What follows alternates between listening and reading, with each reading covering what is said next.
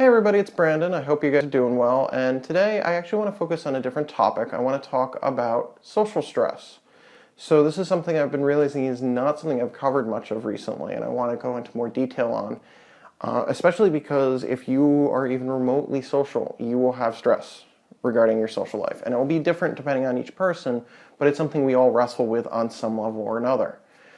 Specifically, what I want to look at today is what is typically referred to as healthy versus unhealthy conflict. And this is essentially how we handle drama when we're talking with other people. If you're engaging in unhealthy conflict or unhealthy drama, what this looks like is essentially you engage in an argument or you engage in drama with someone and it doesn't in any way better the situation. You essentially just wind up arguing or passive aggressively giving each other a hard time or something where you guys are just miserable and it's not accomplishing anything and you're both stressed when you're interacting. Then in contrast to this, we have healthy conflict or healthy drama, and what that looks like is essentially you will engage in an argument or a discussion or heck, even a fist fight. It can be a variety of different ways of conflict, but in that conflict you actually get somewhere where you are discussing and sorting out your feelings and getting to a space where you're feeling heard and things move forward. And you actually wind up in a better space socially with that person than you were before. Mostly because you have a better understanding of each other and a better idea of how to work together.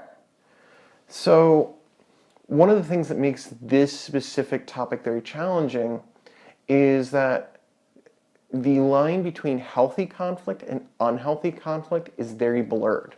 And it can be very hard to tell when you're engaging in a discussion that is actually going somewhere versus a discussion that you're just beating a dead horse and you're engaging in a set of patterns over and over again that are part of a dysfunctional relationship and you're not really going anywhere. And probably the biggest thing that decides which you're engaging in is how well you're communicating to each other and how much you're actively trying to have that healthy form of drama. Now, most of this I want to actually talk about in the next video of some of the ways you do this, but I'm going to give you a few things in this video. And specifically what I want to talk about is how you essentially create the environment to have this kind of conversation where you're having healthy drama. And some of it is you need to be approaching the situation from a problem-solving mindset. And ideally, you need to converse with the person that you want to have this discussion with, and you need to get them as much as is possible. You can't make anybody be in a mindset, but as much as possible, prompt them to be also in a problem-solving mindset. So the two of you are planning to sit down and look at a situation and go, how do we make this work together? And this can be very hard to do, especially if there is a lot of feelings of disempowerment, a lot of heated argument that's happened, and the two of you have been at it, and it's been very hard to have that real discussion. And I'm going to talk to you next week about how to do that, how to have a discussion that's going to be healthy, even when the two of you are absolutely furious at each other and you can't stand being in the same room, how you have that discussion where it's going to be healthy and you're actually going to sort it out. Now, the only other thing I want to share with you today is also to make sure that you engage in healthy conflict. And to some extent, you engage in it regularly. If you are having a problem with somebody, that you take the approach of, I need to talk to this person. And the reason I bring this up is we as human beings hate conflict for the most part. I mean, some of us love drama and it's very enriching for us, but a large portion of us hate conflict. We're very avoidant when social situations come up and there's a lot of conflict and a lot of arguing, and so we try to avoid having that discussion.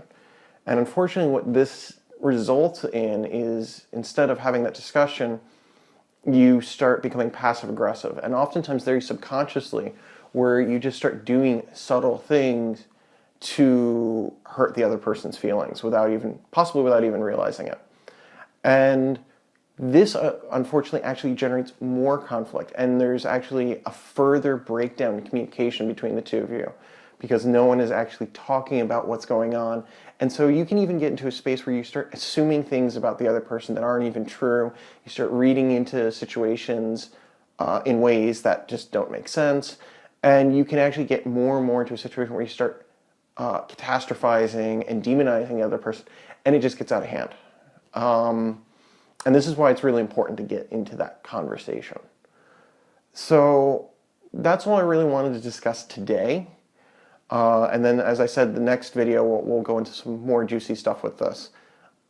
Anyway, I hope you're having a good day, and I hope you take care.